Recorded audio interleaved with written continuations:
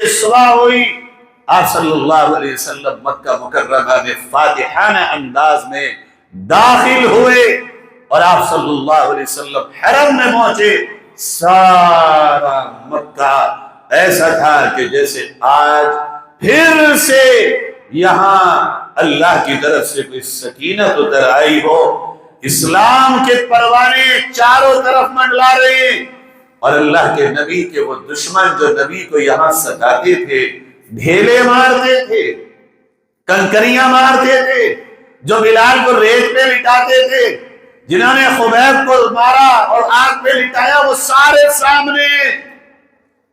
اب حضور کھڑے ہوئے۔ ایسے موقع پر بھائیوں ظالموں کا کردار یہ ہوتا ہے کہ وہ تو 1 منٹ میں فیصلہ کرتے، گرا دو بم۔ میرے آقا نے انہیں سے پوچھا کہ بتاؤ میں تمہارے ساتھ کیا کروں، کیا امید ہے مجھ سے؟ سب نے ایک زبان ہو کے کہا، شریف کے بیٹے شریف، کریم کے بیٹے کریم، آپ سے کرم کی امید ہے اور کچھ نہیں۔ حضور نے فرمایا چلو ٹھیک ہے، آج میں تمہارے ساتھ وہی کروں گا جو یوسف نے اپنے بھائیوں کے ساتھ کیا تھا۔ لا تثریب علیکم اليوم انتم العتقاء انتم الطلقاء، جاؤ میں نے سب کو معاف کیا، وہ بھی معاف جس نے ڈھیلے مارے، وہ بھی معاف جس نے مجھے میرے 53 سالہ زندگی میں گزرے ہوئے گھر سے نکالا، وہ بھی معاف جس نے میرے قدموں میں کانٹے بچھائے، وہ بھی معاف جس نے میرے صحابہ کو لوٹایا، وہ بھی معاف جس نے اسی گھر سے مجھے جدا ہونے پہ مجبور کیا۔ اور پھر فرمایا مکے والو جو حرم میں آ جائے وہ ہماری طرف سے امن میں ہے۔ صحابہ نے عرض کیا اللہ کے نبی حرم بھر چکا ہے، کہ جو ابو سفیان کے گھر میں آئے وہ امن میں ہے۔ یہ دیا اعزاز کہ اللہ کے نبی وہ بھی بھر گیا، کہ چلو جو اپنے گھر کا دروازہ بند کر لے ہم اس سے بھی کوئی مقابلہ نہیں کریں گے۔ میرے عزیزو، فتح مکہ کا سب سے بڑا پیغام ہے معافی، درگزر، غلطی کرنے والے کے ساتھ مقابلہ کرنا بہادری نہیں ہوتی۔ اگر تم اسی نبی کے امتی ہو جو فتح مکہ پہ اپنے جانی دشمنوں کو معاف کر رہا ہے، تو یہ طے کرو اپنے ہی خاندان کے جھگڑے مٹا دو، آپس کے اختلافات مٹا دو، وہ مقدمات جو بھائیوں میں، پڑوسیوں میں، برادریوں میں، قبیلوں میں، سیاسیوں میں ہیں، انہیں آپس میں اللہ کے نبی کی محبت میں ختم کر دو۔ تو کہنا کہ فتح مکہ ہم نے سنی تھی، اور اگر یہ نہ کر سکو تو فتح مکہ سننا سنانا تمہارے میرے کسی کام کا نہ رہا۔ بھائیو معاف کرنا کیا ہے؟ بس ایک آخری حدیث سنا کے میں بات کو ختم کرتا ہوں۔ اللہ کے نبی علیہ السلام نے حضرت عائشہ رضی اللہ تعالی عنہا سے کہا، عائشہ مانگو، کیا مانگتی ہو؟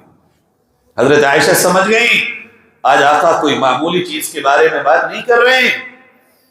کہا آقا ابا سے مشورہ کر لوں؟ کر لو۔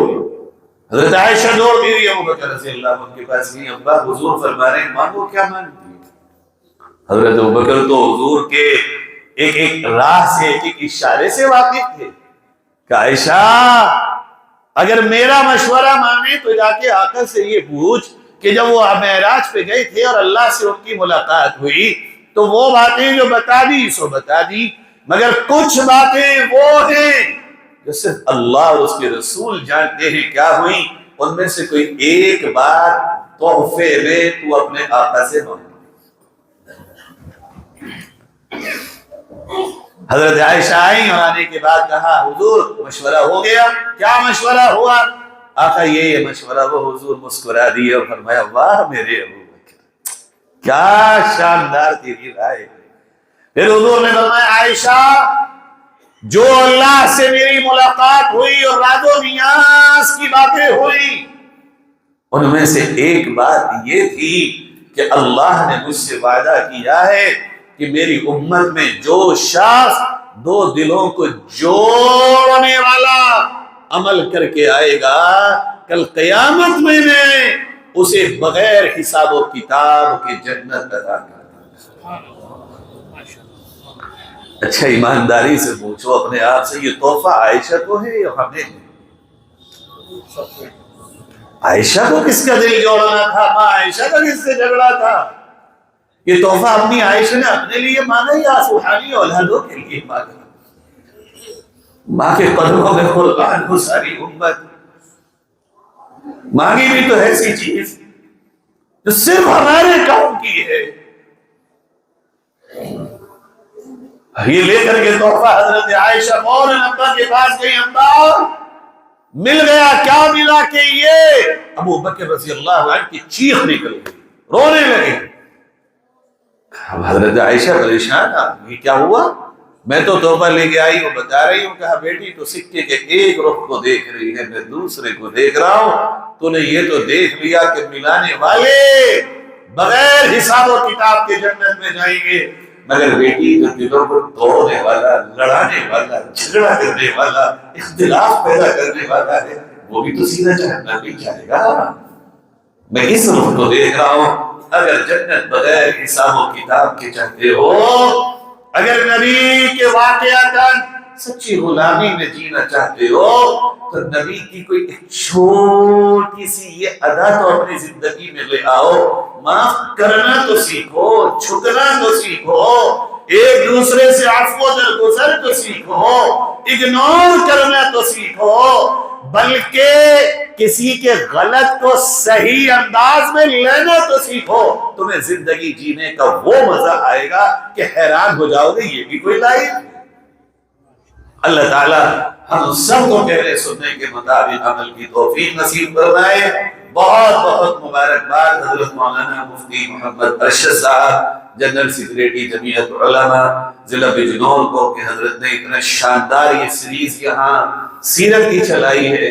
واقعات یہ معمولی خدمت نہیں ہے, یہ اس بڑھیا کی کپاس سے آگے نکل ہی جائیں گے انشاءاللہ. ہمارے پاس کپاس ہے مگر یہ آگے اور آپ لوگ آگے ہوں گے. نبی کی سیرت سے واقف کرانا اور اس میں محنت کرنا اس دور کا بہت بڑا تقاضا ہے. دو ہی کام ہیں عوام کے لیے, قرآن سے جوڑنا اور نبی کی سیرت سے جوڑنا. گمراہی سے یہی دو راستے بچا سکتے ہیں. میں دل سے دعا کرتا ہوں اللہ مفتی صاحب کو عمر طویل نصیب فرمائے اور آپ کی تمام تر خدمات جلیلہ کو قبول فرمائے, اور آپ کے ساتھ جو بھی معاونین ہیں, جو بھی محبین ہیں, جو بھی مخلصین ہیں, جو بھی آپ کے ساتھی ہیں, اللہ ان تمام کو دونوں جہان کی خوشیاں اور ان محنتوں کا بہترین اجر عطا فرمائے. وآخر دعوانا ان الحمد للہ رب العالمین.